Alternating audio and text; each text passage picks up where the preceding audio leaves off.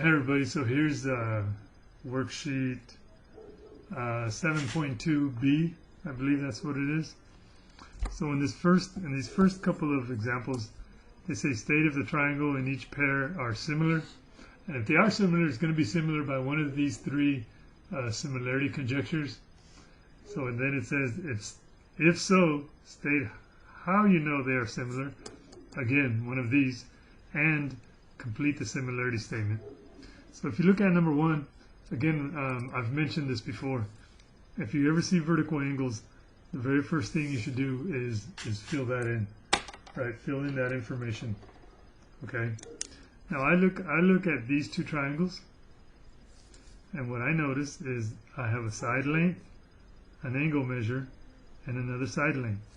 So if we have two triangles congruent, I know they're going to be, similar. I know they're going to be similar by side angle side. Okay, kind of the information that's given in the diagram, that tells us which one of these we should use. Okay, now in side angle side, I need a middle angle congruent, and I have that. That's this angle. And then I need to see if the corresponding side lengths are proportional. So I'm going to look at the top triangle. The top triangle has two angle measures, 63 and 72. I'm going to put them in order on the top, from smallest to biggest. And then the bottom triangle has two angle measures, 8 and 7. And then I put those on the bottom. And again, I always put them in order from smallest to biggest. Okay. That way we know their corresponding sides. These are the two smaller side lengths that should correspond to each other. These are the two bigger side lengths. They'll be corresponding. Okay. Now, if this is a proportion, meaning if these fractions are equal, which they are, then the two triangles are similar, and they're similar by side angle side. Okay. And then we can go ahead and fill in the similarity statement. So triangle FGH. FGH is the top triangle. If you look at it, you go from F to G, which is going across the smaller of the two sides, and then G to H, which is going across the side that doesn't have any measurement on it. So if I do that to the smaller triangle, this is the smaller side length than this one. So if I go across this one, I'm going from F to C, and then if I go across the side length that doesn't have any measure, I go from C to D. So I know this other triangle is F, C, D. And all of this is your answer for number one. Okay? If you're writing this on a separate sheet of paper, that's what I would expect to see on your separate sheet of paper. So let's go to number two. If you look at number two, the first thing you should do, always separate these triangles if you can.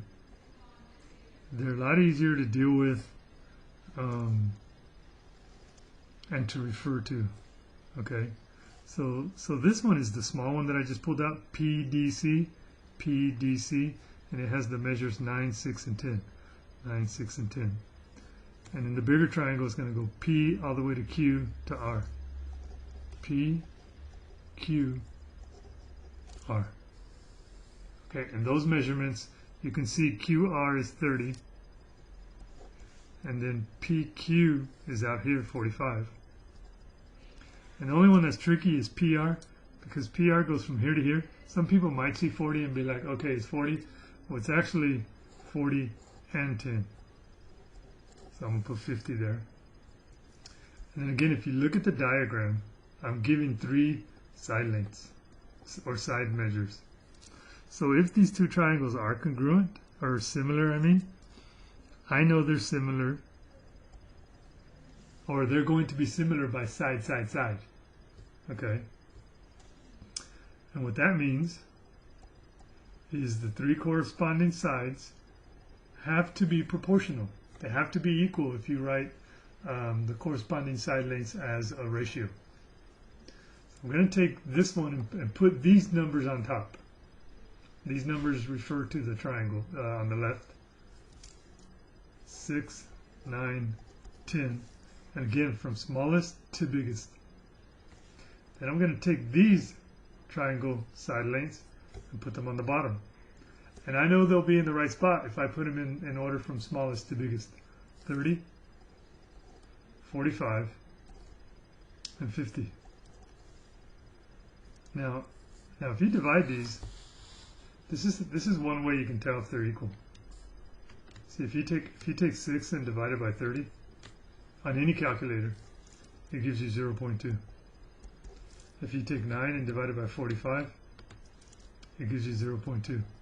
And if you take 10 and divide it by 50, I'm not going to show you, but it also gives you 0.2. So all of these three ratios are equal. So that means the corresponding side lengths are proportional. So it is. So the two triangles are similar. This triangle is similar to this triangle, and they're similar by side, side, side. So now I just need to write in the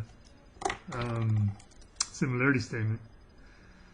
So if we look PQR is this big triangle. So it goes P towards Q, and then Q towards R. Now that pretty much tells me I'm going across the middle side length and then the smaller side length. So if I do that over here, it goes PD, DC. PD, DC. Because you go across the middle side length and then across the shorter side length.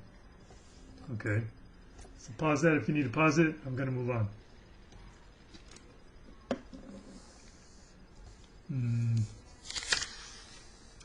then number three, again, what's the first thing I said for number one? If there's vertical angles, fill those in. Okay. So now I have information about two angles, two pairs of angles. This one is 37 degrees, this one is 37 degrees, and then these two are equal because they're vertical angles. So I know right away those two triangles are congruent by angle. Oh, by the way, this was our answer for number 2. Okay. So then I just need to finish the similarity statement, and then look KLM, you can look, that's the vertical angle, 37 degrees, nothing. So on the other side, vertical angle, 37 degrees, nothing. And that's the similarity statement.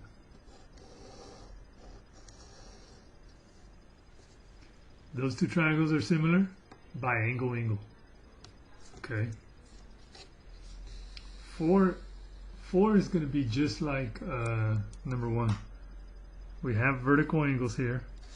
If these two triangles are similar, it's going to be by side angle side, because you have a side length, an angle, and a side length. That's side angle side. Now we have the middle part. Like I know I have a pair of angles congruent. What I need to figure out now is if the corresponding side lengths are proportional. Are they equal? So let's look at the triangle on the left. That has 2 measurements. Put those on top. Look at the triangle on the right. That has 2 measurements. And again, I write them in from small to big. 54 is less than 55, 12 is less than 13. And then I want to see if they're equal. So watch. I'm not gonna write in the numbers, but you have 54 divided by 12, 4.5. 55 divided by 13 is not 4.5. Okay? So that means these fractions are not equal. So then none of this, I don't need to worry about any of that. My answer is actually the two triangles are not similar. Okay?